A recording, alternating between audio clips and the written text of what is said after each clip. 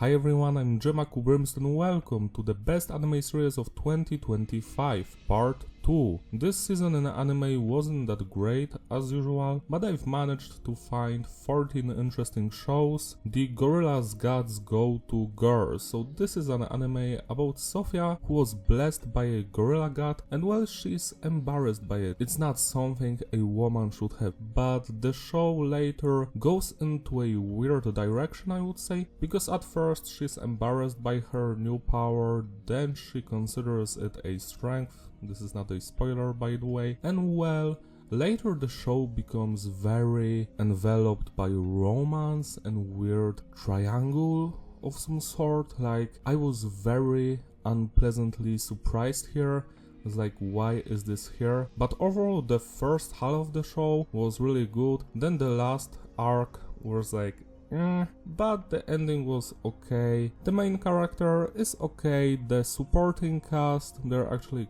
quite nice dudes. The gorilla is the best character actually.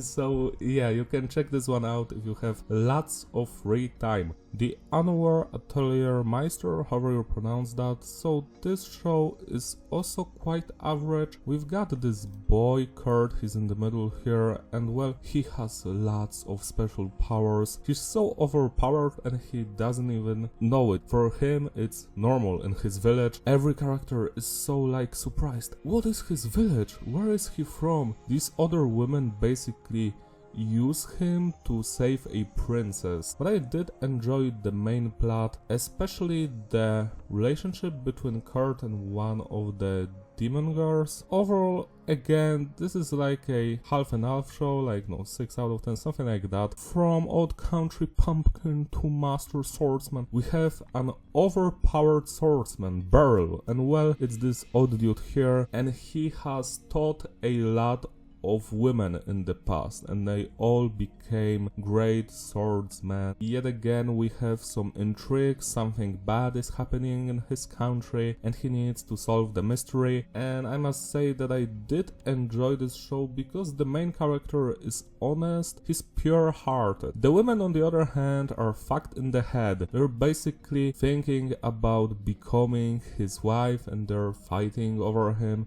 It's like a small side story here for a couple of episodes, and it's not that great actually. It seems very creepy because if you would change this dynamic, dudes would creep on the girl, everyone would be like, oh, that's so disgusting. But because these are women, no one gives a shit, but I do. To me, it's fucking weird. But the main story was okay. Another of these shows that you're going to watch and forget about, but it wasn't a bad thing. Now let's move on to the beginning after the end. Yet again, another isekai show where a dude was overpowered, he was a king of his people. He comes from this other reality where power is everything. When he died, he got reincarnated, and here he's basically trying to become a good guy because the dragon said so. He meets a dragon in the first episode. It's actually quite good. It's fun. I do enjoy the relationship between the character, his parents, and the elf girl. I would like to watch a second season of this if they would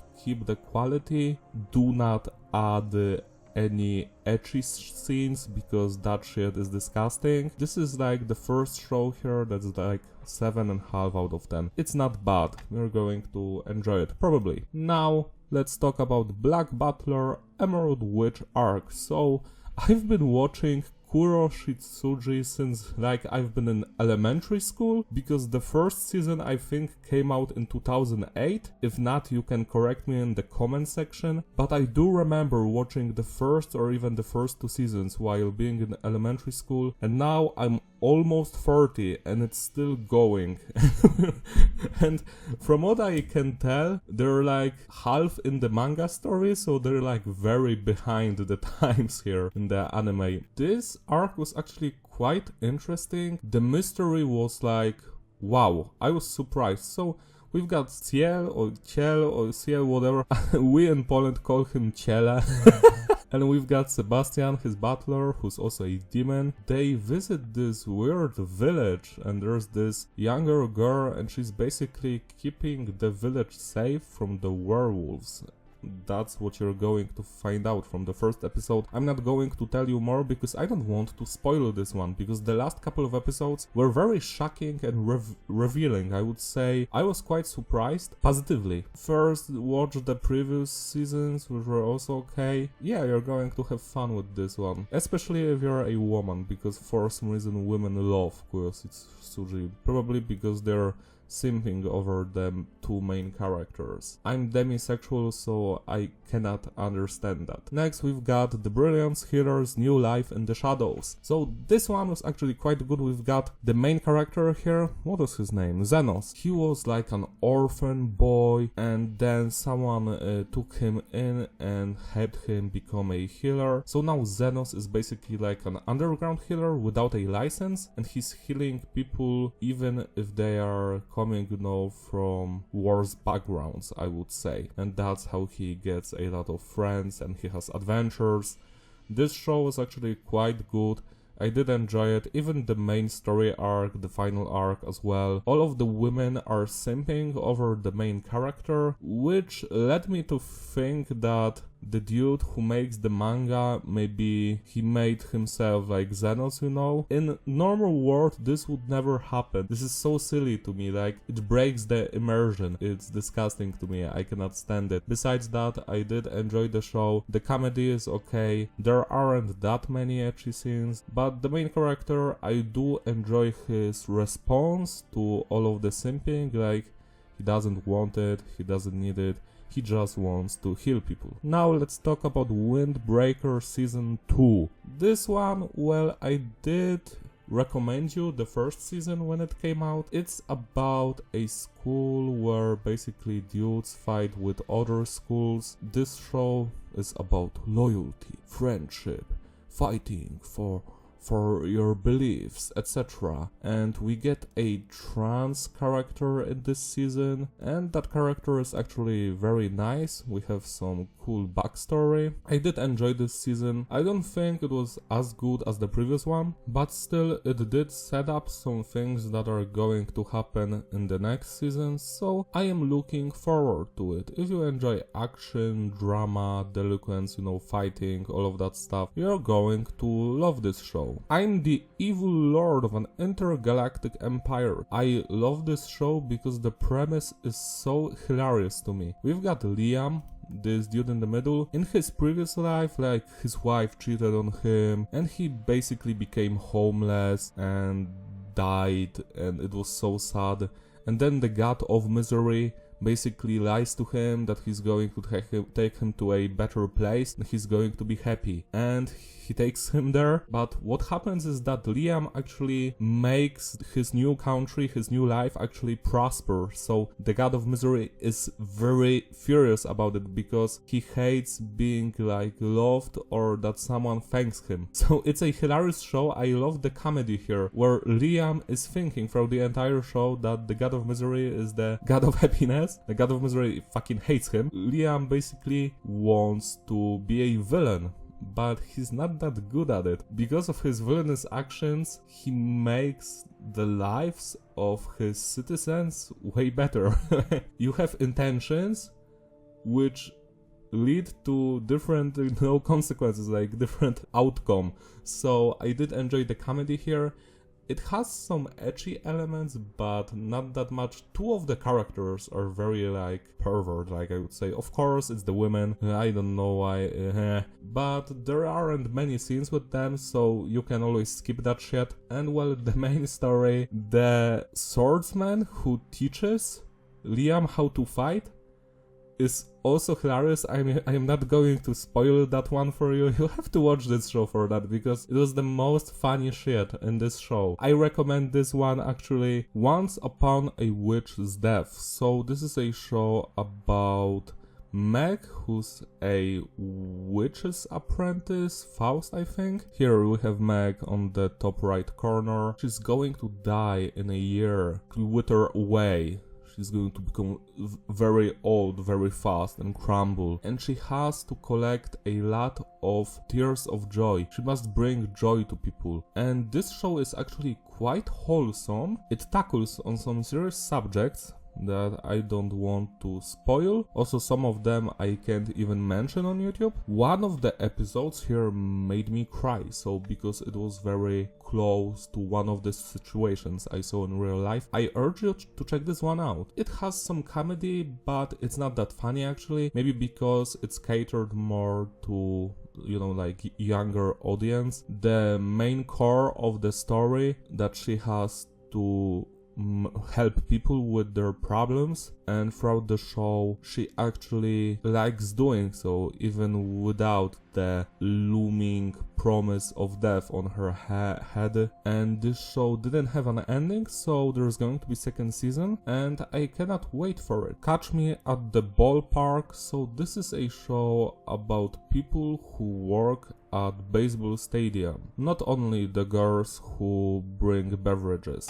That's probably here to, you know, make the audience grow, so more people are going to watch it because anime are watched mostly by men. As you can see, not many people watch this show, only 570. I have no idea why, because this was a hidden gem of this season. It was so wholesome, I must say. We basically have so many characters here, like at least 20, and we find out backstory of every single one, their hardships, their positive moments, negative moments, everyone. The woman who talks, you know, as a presenter or something, those women who sell stuff, baseball players, even the security guards, which was quite wholesome and sad at the same time. I was very surprised by that scene. I don't want to spoil this one because it's actually a great show and I would love for you to watch it. The only thing that was like so and so for me, this girl,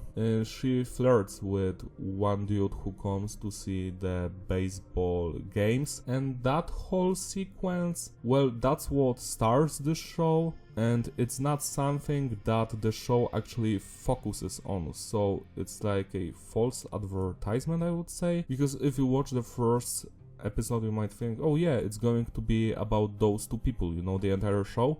It's not. It's not about them like at all. They do appear in every episode, but sometimes only for like 1 minute or two. It's not about them, but everything else is on point. Yeah, check this one out. You don't have to like baseball at all. Like, I don't care about baseball. Like, it means nothing to me, but this show was still great. Now let's talk about Lazarus. I was kinda on the fence about it because, again, a Netflix show? What?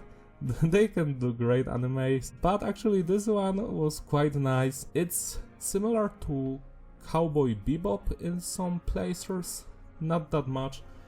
So it's 2052, one of the scientists, Nobel Prize winning, Skinner, developed a miracle cure. Yeah, basically people stopped feeling pain, but after 3 years he says to all of the humanity that in 50 days everyone is going to die. I am not going to say why because that would be a spoiler, you need to find out on your own. The government creates a task force called Lazarus who's supposed to find Skinner in 50 days, and the task force is consisted of various weird individuals. We've got the hacker girl, who's basically the best hacker in the world. The second girl, where she's a spy. The dude here in the middle, he always escapes jails.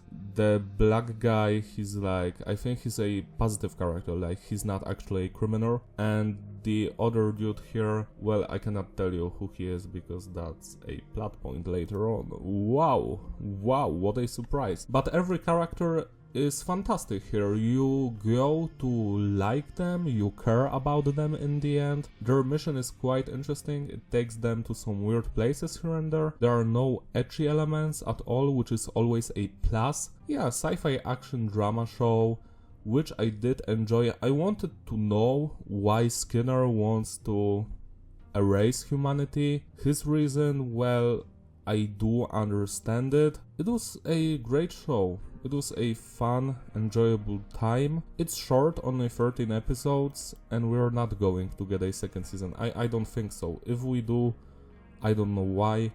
It's a good self-contained story for me. we don't need more. Rock is a lady's modesty, so this is one of those animes about music, women that start a rock band. There were a lot of animes about this topic already, most of them I did not enjoy at all. Sorry guys, I know that some of you love that stuff, I don't. But this one was a surprise to me, because these women are basically in prestigious schools and they are not supposed to play rock or metal music because no, it's disgusting, it's the devil, blah blah blah blah. We're not going to support it in any way, but they do love this music and they're going to do it whether you like it or not. And I do enjoy this attitude, this rebellion against family, against society. It works well with the music they play, well, it rocks. It's also an instrumental band, which I very enjoy, because, well, I have an instrumental metal project myself, and I'm writing my 9th studio record currently, so yeah. Bandcamp in the description. I might leave the Bandcamp link in the description so you can check it out. Anyways, I did enjoy this show. The main characters, they have respect towards each other, but the music is so important for them that they fight all the time. They need also to win competitions against other bands, and also hide the fact that they play this music and pretend to be rich, stupid girls in real life. So it was a fun time. I am not sure if this is going to get a second season, because as you can see, the viewership wasn't that big, not even 1,000 people. But it deserves a bigger audience, that's why I am shouting it out. Check this one out, you're not going to be disappointed, especially if you enjoy rock music, instrumental music in general. It's Kowloon, generic romance. The entire show takes place in Kowloon World City, but we find out that the city was like destroyed 2 years ago, so how does it still exist? This is not a spoiler, this happens in the first episode, and we have our main characters. The dude works at an office with the girl, and the girl finds out a massive thing, that she might be a copy of his dead fiancé. That's also in the first episode. I am not going to say anything more because that would be too much. This show was a constant trip, you know, a trip of emotions, the mystery, what is happening here. It kept me in my seat, like I was waiting for every episode, like every week. I was like, when is Kowloon coming out, like what's going to happen next? The characters are all interesting, even the secondary ones. There isn't a character here that doesn't mean something to the story and to the others. I loved the ending. This one is not going to get a second season, which is fantastic, because I love when shows know when to end. I don't want 3,000 episodes, I don't want One Piece, I want great stories that are short. The animation is fantastic. It reminded me of more old school anime stuff from late 90s to early 2000s, but done in a tasteful way. Loved it. The music was also great. Yeah, you have to watch this one. Every new episode brings some more information, and then the mystery slowly unfolds and you're like, oh, that's interesting, that's interesting. Fantastic stuff. And the best anime of 2025 part 2 is Aharen-san wa Hakarenai Season 2, the final season. There's not going to be a third one. Fantastic show. This is probably one of my favorite romantic shows. It has no ecchi stuff. The relationship between the main characters, like, it already happened. They are together and they respect each other. They have some issues, but they resolve them, and their friends are like good supporting characters here. There's some depth here, and I just love it, you know. And the comedy, of course, the comedy works as well. This is one of those wholesome shows that you watch to feel better, but also to think about your life. There aren't any triangles, any teen bullshit drama, especially since this show is like they're finishing high school, you know, they're acting like actual human beings. I remember being in similar relationships back then. Like, that's how it worked. It didn't work like in 99% of romantic shows where some stupid, childish shit is happening, everyone argues like an idiot. This is not present here, and that's why I love this show. Because it feels like real life and the characters are so endearing and they mean a lot to each other. It's a great thing, you have to watch this one. That's all. Now let's talk about the bonus show, which is Given Movie 3. Something about C. This is the resolution of the Given anime and manga. I did showcase Given in one of the previous episodes, I don't remember which one, 2022 or 2023. Given is an anime about a dude who lost his boyfriend because let's say he passed away. And later, years later, he meets another dude. Well, they will fall in love, but also they play music together in a rock band, and other characters also are in various relationships, and it's about their life, their hardships, but also about music and how music is important and how music can heal your soul. So that's Given. I love this show so much. The anime was fantastic, then movie 1, movie 2, and now movie 3, which is the end of the entire thing. It again felt very real, like the characters act like actual human beings. The drama is real, the problems are real, the resolutions of the problems are real, the music is fantastic, the characters, again, so likable. Love this show, the message behind it, and this movie was a cherry on top. I am happy that Given got a 3 movies to finish the story. And what I love about this show also is that almost every character here is gay, and it's treated normally here. Like, it's not pretentious like how it is here in Europe or in America. There's equality here, you're just a normal human being. They don't make a big deal or spectacle about it, it's just true, real equality, and I love that. I love that. Watch Given, you're going to enjoy it. That's the entire video today. It's a little bit shorter than usual. Thank you for watching. Don't forget to like and subscribe. Write down in the comment section which animes this season you loved the most. Maybe we had some of them in common. I would love to hear from you. Shout out to all of my Patreons who gracefully sponsored these videos so I can make more of them. If you want, join them. That would be really cool. Hopefully the next season is going to be better, but I can already tell you that it's not going to be. Sorry guys and girls. See you next time. Bye.